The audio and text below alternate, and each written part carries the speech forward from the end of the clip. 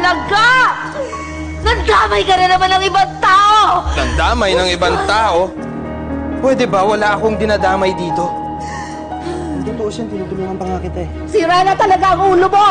Ako ang siraulo! Ako ang siraulo! Sira ang ulo mo! Ikaw ang siraulo, Rina, dahil naniniwala ka sa lahat ng kasinungalingan ng lalaking to. Pinapaikot ka lang niya. Diyos ko, ano na naman itong sinasabi mo? Ano ibig mo sabihin? Hindi mo talaga alam ang tunay na personalidad ng doktor mo.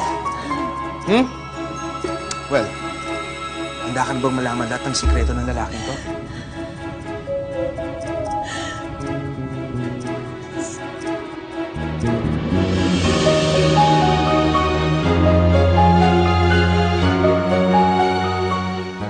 Alalahain mo, Rina. Nakakasama mo pa siya. Pinapasok mo sa bahay mo.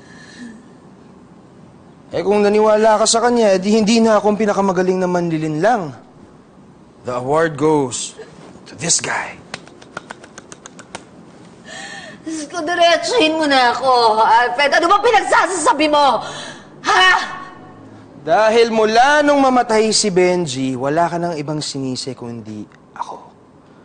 Si Alfred ang pumatay kay Benji. Si Alfred ang pumatay sa asawa ko. Pero hindi. So I'd like to introduce you to Benji's true killer, Dr. Santiago Abarientos.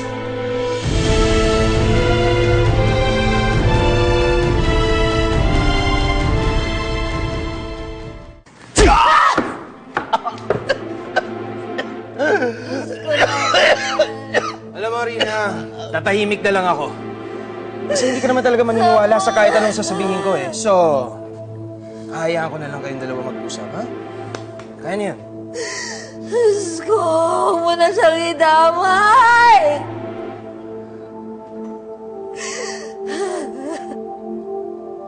Santi, sabihin mo sa akin na hindi totoo ang sinasabi ni Alfred. Sabihin mo sa akin, ikaw ba? Totoo ba? Ikaw ba ang mamatay kay Benji? Ikaw ba? Ikaw ba? Ikaw ba? Ikaw ba? Patawarin mo ako, Rina. Hindi ko naman talaga sinasadya yung mga nangyari. Hindi ko kagustuhan yun. Lasing na lasing ako noong mga panahong yun. Noong mangyari ang aksidente.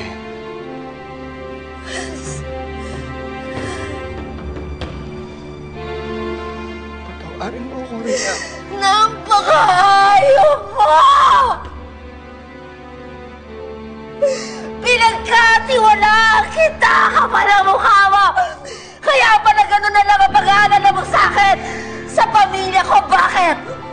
Kinakain ka ng konsyensya mo! Ha? Napakahayop niyo! Kain na ako ng konsensya ko. Patawarin mo ako, Rina. Sana hindi lang ikaw makapagpatawad sa akin. Pati ang pamilya mo, mapatawad ako. Alam ng Diyos na wala akong intensyon na gumawa ng masama. Aksidente lahat yun. Kung kinakailangan mong kunin ang buhay ko, handa ako ibigay! Ah, Diyos ko! Handa ako ibigay sa'yo! Hayop ka! Patawarin mo ako. Hayop ka, Santi. Mamamatay tao ka. Wala kang pinagkaiba kay Alfred. No, whoa. Kailangan na magsalita ngayon, Rina. Actually, malaki ang pagkakaiba namin ni Doc. Dahil hindi niya naman talaga sinadya na patayin si Benji eh. Pero ako, lahat ng nangyayari sa'yo at sa pamilya mo, planado lahat yan. So, hindi sinasadya, laking pagkakaiba. Dalhin niyo na to doon.